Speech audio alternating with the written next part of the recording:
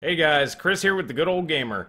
So today I want to talk about adaptive sync monitor technology. And the reason for that is I got my hands on a GSync and a Freesync monitor here recently, and I've never used the technology before. So I was kind of going into it with some high expectations because the reviews for the technologies have been very good across the board.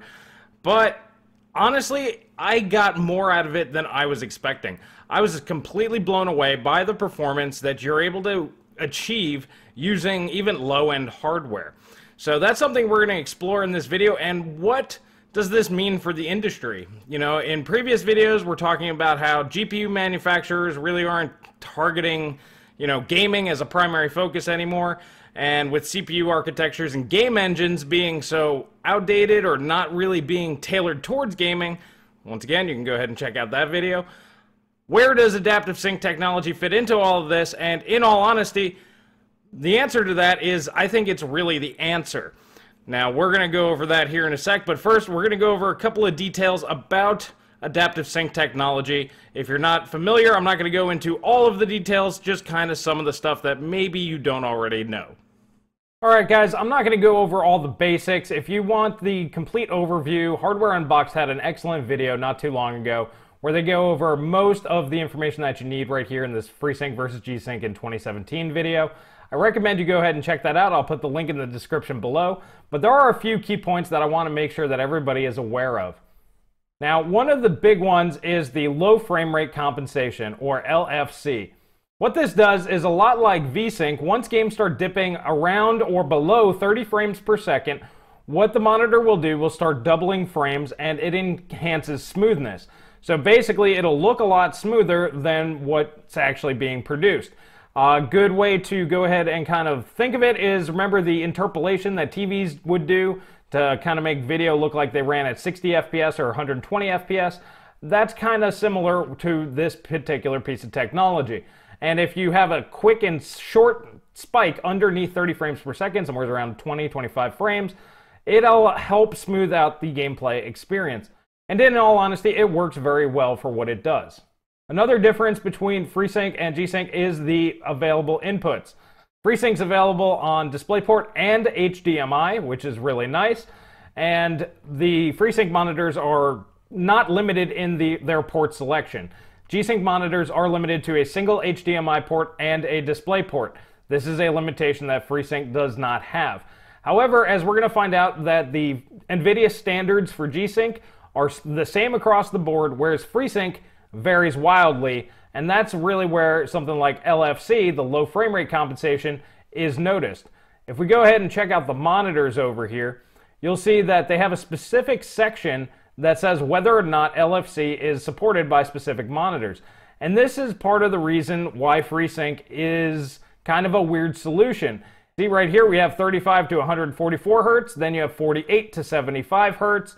Let's see, what else do we have on here? We have 40 to 60, 40 to 75, 48 again. There's a couple of them that start at 50. Basically, there's no set standard on where FreeSync goes. It's up to each individual manufacturer of monitors to pick and choose what it is that they choose to support. Now, generally on the top end, that's the maximum refresh of the monitor, but at the bottom side, I don't really know how that is determined. It may just be determined by the panel, but looking at something like 48 frames per second or 48 Hertz, that's actually a bit high. And if you don't, see this one does, but this one doesn't. This does not have the low frame rate compensation. That means if your game does dip below 48 frames per second, you will see stuttering, unless you enable VSync, which isn't too bad of an option if your game very rarely goes below 48 frames per second. But if it happens on the regular, that is not a very good solution right there. And interestingly enough, generally the LFC is only available on the higher end, more expensive panels. This really negates that whole $200 price premium for NVIDIA GSync to a degree, because the more budget-friendly options do not support the feature that a budget-friendly build will probably need. So it's kind of counterproductive there. It's also kind of annoying that you have to go to AMD's website to check to see what the frequency range is. This is not mentioned by the manufacturers. You don't see these numbers on Newegg when you're trying to buy a monitor. You have to actually go and do the homework yourself. So the big difference I want to hammer home here is the fact that Freesync has no set standard. It does the same thing, but there's no set standards. For example, 48 to 75 hertz, you're good. And if you dip below that, you're kind of screwed. Now on this one, you have 35 to 75 hertz, which is fine. And if you do dip below, that's fine. The LFC, low frame rate compensation, will kick in. But you're looking at a 3440 by 1440 ultra wide IPS. This is not a budget-friendly monitor. This isn't going to be $100, $150, $200 maybe. This is a much more expensive panel, and when you scroll through and see which ones support LFC, you're going to notice that that's generally the case, or they're really high refresh monitors anyway. Now, on the NVIDIA side of things, it's a little bit more simplistic. It's pretty much you buy something that's got GSync and you know exactly what it's going to do. All GSync monitors offer LFC. That's just a basic feature of them. They all have a range of 30 hertz up to the maximum of the monitor. So if it's 144 hertz, it's 30 to 144. If it's 60, it's 30 to 60. So it's a very easy standard to get behind, and that's part of the reason why they charge a premium. Not only the fact that it's NVIDIA and they always charge a premium, but because it's a much more simple ecosystem. As a consumer, you don't have to go out, you don't have to do all the homework yourself. So that's actually really nice from a consumer perspective, because you know you're going to get the same level of technology no matter which GSync panel that you get. Whereas with Freesync, you need to know exactly what it is that that particular monitor will do for you. Okay, so now that we have an understanding of the technology and the differences between Freesync and GSync, I went ahead and tested the GSync monitor because I have access to more NVIDIA GPUs right now, mostly due to mining. Once the mining craze is over and we can go ahead and get secondhand GPUs at a reasonable price, I'll go ahead and pick more up. However, I just want to touch briefly on my Freesync experience. It was very good. The panel that I had goes from 40 hertz all the way up to 75 hertz, so that's its Freesync range. It does not have LFC, and I put VSync on. So if I dipped below the 40 frames per second, it just V-synced it, and I had a great experience with that. The monitor was only $150, so that was much, much less expensive than the G-Sync monitor that I have. Now that being said, there were some pretty good deals. I got the G-Sync monitor for $499 with a $100 gift card and a $75 rebate. So at $325 for a 27-inch 1440p monitor at 144 hertz, that's really not so bad either. So there are some pretty decent deals out there, but G-Sync will cost you a little bit more. Well, alrighty guys, the test that I did for you here today, and silly me, I forgot that the camera only records at 30 frames per second, so the little window, that's the screen. You're actually watching the screen with the camera that I have. It doesn't look as fluid because it's only at 30 hertz, so I do apologize for that. But I went ahead and tested the GTX 1050 Ti at 1440p Ultra. And yeah, I know, that's kind of crazy. I know what you're thinking. However, I used Modern Warfare Remastered because that's a game where you can really feel the difference in control once frame rate starts getting a little bit low. So I wanted to use that as a kind of a baseline because that's really where you're going to see the difference. The video quality, because of the smoothness that G-Sync or Freesync implements into the game, it pretty much looks the same. Now, it looks a little bit smoother. You can tell the difference between a higher-end video card and the GTX 1050 Ti, but only a very little bit. But the big difference is you can feel it because there's a lower frame rate, you have higher input latency, and that is something that I do go over here. So let's go ahead and see the comparison between the 1050 Ti at 1440p and the GTX 1060. Alright, so as you guys can see, we're just using a standard GTX 1050 Ti, no overclocks, no nothing. So we're going to go ahead and see how this does with some gaming. Okay, so for demonstration, I'm going to use Call of Duty Modern Warfare Remastered. So let's go ahead and check out these graphic options. Okay, so 144 hertz, 1440p. And we're pretty much maxing out the settings here. Okay, remember, this is on a 1050 Ti graphics card. Alright, so the reason why I went ahead and chose Modern Warfare is because it is very touch sensitive. You know, you'll be able to feel it if the game doesn't feel right, you'll feel it in the controls. But thus far, this game feels silky smooth. I'm not even looking at the frame per second counter because Well, honestly, the direction that I have the monitor, I really can't see it from here. But the game itself is very responsive and feels fluid. You guys are actually seeing what frame per second I'm playing at. Now, it does feel a little sluggish, but the image quality is insanely smooth. As you guys can see right here, it feels a little bit more responsive, but that's because I guarantee you there's higher frame rate because I'm not looking at anything. But honestly, the main difference between in there and out here is the controls are just a little bit more fluid. As far as the gameplay goes, there's really no difference. Okay, so this is a larger open area, and I'm going to be doing some sniping here.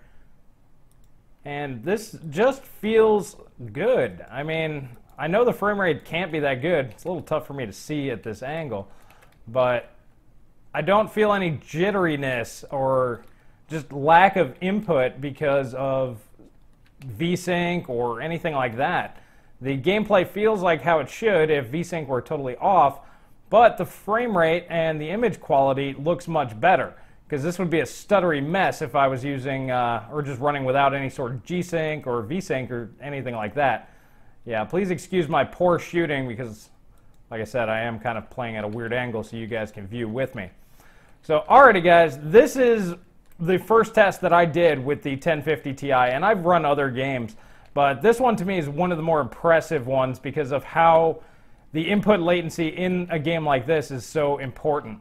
So let's go ahead and check out how the 1060 does at 1440p and see how good of a gaming experience we can get out of that. So as you guys can see, we're using a GTX 1060 6GB. There's no overclock in place, it's just all stock. So let's go ahead and see how this bad boy performs. Alrighty guys, nothing's changed. We're just gonna check the graphics. Let's see, so same, and all the settings remain the same. Okay, so let's go ahead and see how this feels at 1440p maxed out. Alright, so this feels a little bit smoother. Image quality doesn't look any different as far as the video goes, but it does feel a little bit better on the controls. It does feel smoother. In all honesty, this actually feels perfectly fine. I have no idea what the frame rate actually is, but there's no reason to think that this isn't a perfectly playable experience. Let's do that same test. See now here, this doesn't feel any different because the frame rate is higher to begin with. But in all honesty, like I said, visually it doesn't look any different, any better. It just feels a little bit better on the mouse, a little bit smoother.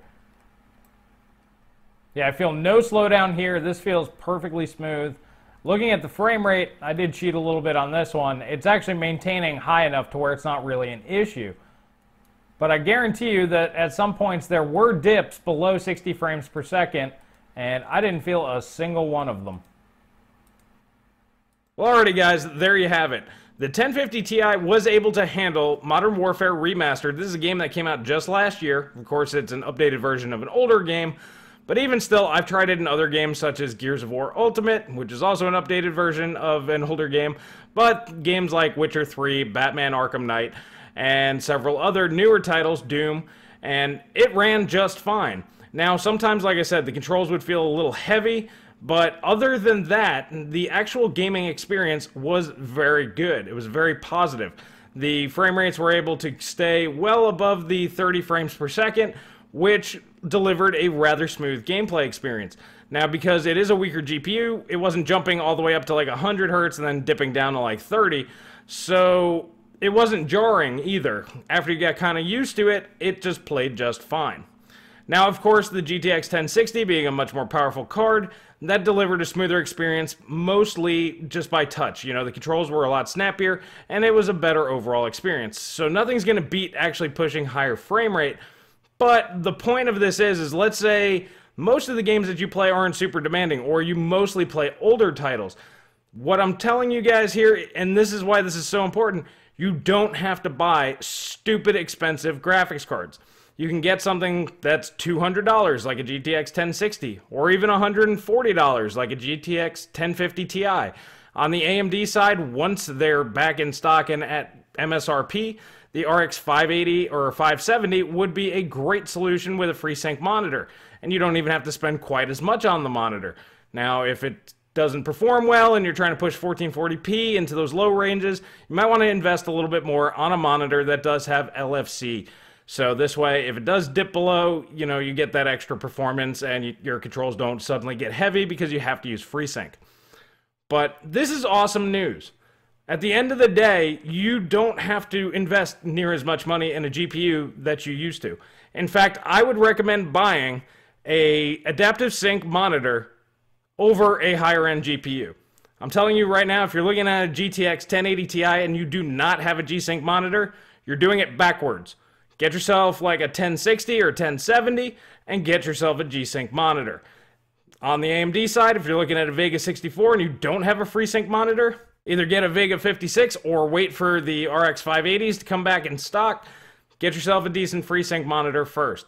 The reason for this is as time goes on and those graphics cards do get weaker, it doesn't matter. Your frame rates will go down and your performance will go down in newer titles, but you won't really care because the performance will still be good enough.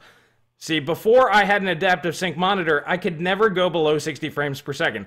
Ever. Not even one frame out of millions. It would bother me and I would upgrade my computer pretty much immediately. And that's a lot of wasted money right there. Because as long as you're within 50 to 75, you're not even going to tell the difference. And if you're mostly between 50 and 75, meaning if you do dip down into the 40s every once in a while, let's say 0.1 or 1% lows, that doesn't really matter anymore. You can just ignore 1% lows. Basically, all you have to look at is the average frame per second. So if you're looking at a GPU, a new GPU that comes out, and let's say it runs the game that you want at 4K or 1440p, and it's only averaging 50 to 60 frames per second, okay, well, with an adaptive sync display, that's just fine. You know the performance is going to be more than adequate for your personal needs. Now, if you don't have an adaptive sync display, you're going to need to run over 60 frames per second because then you can either hit VSync or you have to run near 100 frames per second, which I tested with my 144 Hertz Asus monitor that I used to have. At 100 frames per second, it kind of doesn't matter. The games will look great and you don't see the stuttering or screen tearing or any of that. So it's either you have to overpower your games massively and invest a crap ton of money for performance that in all honesty you don't need when you can just simply invest a little bit more into a monitor. Now let's be realistic here. How often do you upgrade your monitor? Pretty much until it dies, right? I mean, most people do. It's until the thing dies or newer, much better monitors come out and they're a lot cheaper. So like when 4K 144 Hertz monitors are $200 or $300, you'll say, screw 1080p or 1440p, and you'll probably upgrade, right? How often do you upgrade your graphics card? Every generation or two. That's pretty common. So which one's going to stick around longer? Which one sounds like the better investment? Spend an extra $100, $200 on a monitor, or spend an extra $100, $200 on a GPU? It's really up to you, but in all honesty, this is my opinion. This is a major game changer, and I don't think I've ever seen anybody quite stress it this hard. Because the first time that I threw in a GTX 1050 Ti, started running all kinds of games that it has no business playing at 1440p ultra settings. Far Cry 4, that was another one that really kind of blew my mind. That, like I said, is totally insane, but it worked, and it worked well, and the games were more than playable. They were an enjoyable experience, and honestly, I would probably still recommend going with the 1060. I'm not telling you to buy 1050 Ti's. In all honesty, though, the GTX 1060 totally demolishes 1440p. This is heralded as generally a 1080p level graphics card, but with adaptive sync, it handles 1440p great, so there's simply no reason in investing into higher-end graphics cards if all you're going to be doing is 1440p. Well, alrighty guys, if you found this useful, please hit that like button, please subscribe, please share with friends, that really helps us out, and try to get the word out on this one. This is really important stuff. A lot of people are overspending on hardware because they don't have the right monitor technology. Hopefully this can save people a lot of money. That's really the point of this particular video. So I hope you guys enjoy it. And if you guys really want to help support us, please check us out on Patreon. With your guys' support, this helps us get this tech on hand. We can get more tech on hand, and this way we can deliver higher quality content for you. And I really appreciate everybody that's already supporting us. You guys are the best, and I will catch you guys in the next video.